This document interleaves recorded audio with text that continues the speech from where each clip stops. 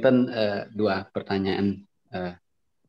Yang pertama nih pengetahuan atau jenana yang kita miliki, kalau kita tidak terapkan atau implementasikan, apakah membantu ketika kita mengalami kematian?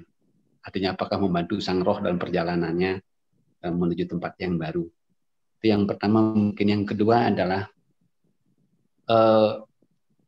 jenano atau pengetahuan yang hendak kita miliki mestinya utuh. Dalam sastra dikatakan samya jenana, di mana tri pramana itu harus komplit katanya. Jadi baik itu pratyaksa, anumana, dan agama. Jadi kombinasi antara ketiga pramana tersebut memang harus utuh untuk mendapatkan yang disebut dengan samya jenana. Nah ini mohon komentarnya, generasi sekarang kan banyak dipenuhi dengan hoax karena pertama mungkin dengan melihat salah satu grup medsos saja sudah langsung percaya tanpa mau menganalisa lebih jauh atau mencari sumber yang terpercaya. Nah, fenomena-fenomena begini bagaimana kira-kira untuk memperbaiki? Terima kasih. Suksmo pisan. Makasih. Awal sudah Titiang singgung, Pak Bro, bahwa dunia kelepasan kita tidak lepas dari jenyana. Ya, jenyana biudrehel. Uruh ring sananing tatu kabeh. Jadi kita yang dunia akademis pasti tegas tahu bahwa ketika kita bicara filsafat ilmu, di mana inti epistemologinya tidak berhenti di kajian itu, tapi kita bawa ke aksio, ya enggak? Ya enggak, kalau kita pakai analog keilmuan ya. Aksio itu nilai. Selain nilai, dia adalah hakikat. Ya, kita kembali kepada inti. Maka ketika kita belajar ilmu, bukan hanya aparawidya, parawidya. Sampai pada nilainya. Dari jenyana menjadi wijenyana. Dari wijenyana menjadi ananda. Dari ananda menjadi moksa. Sampai di ananda saja sebenarnya kita belum juga moksa. Walaupun dikatakan satchit ananda swarupa gitu. Perwujudan. Kalau sudah satu namanya bahagia, begitu kan masih dalam kondisi yang main itu. Maka orang yang betul-betul mengalami samadhi kan cita werti niroda. Tidak ada lagi conditioning mental di dalamnya gitu. Tetapi kan gitu dia. Alatnya tetap ilmu yang diisi pada pikir, tapi satu ketika alat ini akan kita tinggalkan. Maka jenyana ini adalah wahana mengantarkan kita kepada tujuan.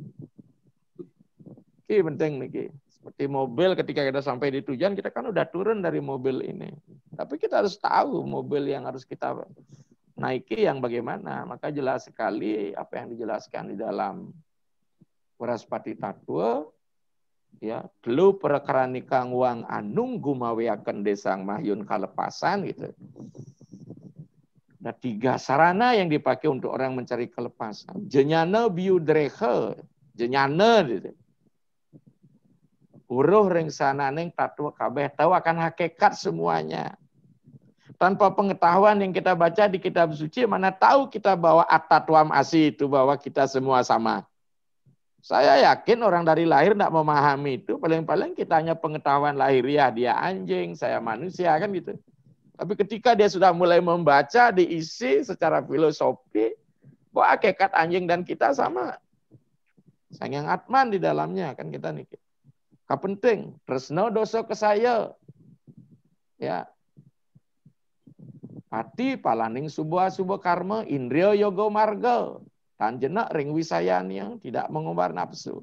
Karena wisaya itu kan adalah objek indria. Indriawi selalu digoda oleh objeknya. Dan menjadikan memori bawah sadar dilaporkan kepada pikiran. Kan saya sudah sampaikan bahwa indria itu alat pikiran untuk keluar. Dan memasukkan kesan dari pengalaman indriawi itu. Nah sekarang kita disajikan oleh objek indriawi itu hok-hok itu. Kan disajikan, diserap, langsung masuk.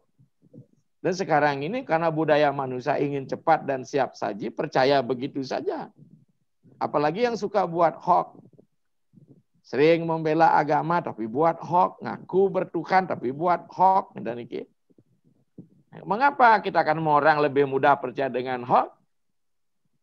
Saya dengar ada pernah saya baca dan dengar untuk belajar untuk berbuat kebaikan kita perlu belajar, Pak Prof. Ya enggak? Artinya apa? Berarti sifat buruk kita lebih dominan dari kebaikan kita. Untuk berbuat buruk kan nggak perlu belajar. Ya enggak? Untuk belajar yang benar itu kita harus mengorbankan segalanya untuk berbuat sesuatu. Maka saya katakan, mengapa orang mudah percaya dengan hoax? Karena sifat manusia itu lebih dominan pada penguasaan wisaya dan indriawi ini, badan-badan ini. Sudah kita bahas di Siwaratri kemarin. Kita lebih banyak memenuhi aspek lubang biologis kita daripada lubang mistis kita. Jadi kontemplasi jarang. Ya, maka kalau orang kontemplasi jarang, dia lebih banyak keluar, liarlah dia gitu. Ibaratkan kuda yang tidak terkendali. Ya, karena indria itu sifatnya ingin tahu gitu. Apalagi urusan orang ya, suka sekali ingin tahu padahal kita nggak punya keuntungan dan kepentingan untuk tahu urusan orang lain gitu. Kira-kira kan begitu nih Pak Prof. Semua jadi komentator di media gitu, menyalahkan ini padahal ilmunya cetek banget itu. Dan bahkan ampuran yang tidak ahlinya pun ngomong bidang itu, apalagi agama, karena merasa dia penganut. Emosi pasti lebih dikesampingkan gitu loh. Makanya sekali-sekali apa yang diceritakan oleh Swetaswatara Upanishad itu penting sekali. Bagaimana sih pengandian antara Atman dan Brahman gitu sih. Atman dan Brahman diibaratkan dua ekor burung yang bertengger di sebuah dahan. Atman sendiri adalah burung yang menikmati buah.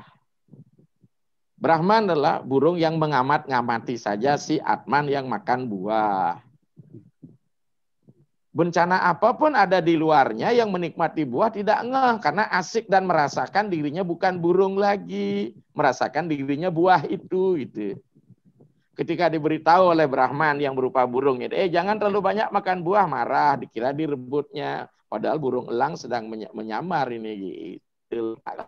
Maka kita sering lucu sekali melihat diri kita GR dengan urusan orang, percaya pada hoax, ikut menyebarkan gitu loh. Ya, jadi itulah sebenarnya Pak. Maka penting sekarang kita melakukan samyak jnana pratyaksa. Maka pratyaksa ini bukan bacanya tembus, pratyaksa pramana itu bagaimana kita melihat, bukan hanya melihat dengan mata indriawi kita, tapi kita melihat dengan mata batin kita. Jangan melihat mata indriawi sudah langsung menarik kesimpulan menjadi anumano pramana.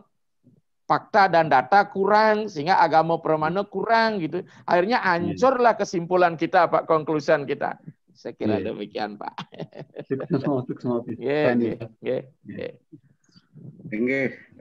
Memang saat ini itu problem kita, kita menyampaikan ajaran pun, kalau kita lihat dari subscribe channel di YouTube juga, ya lebih banyak channel-channel yang anfaedah mungkin yang ditonton rame. Problem utama dari kondisi sekarang. Oke, ada yang ingin bertanya lagi di belakangnya Pak Prof. Adana?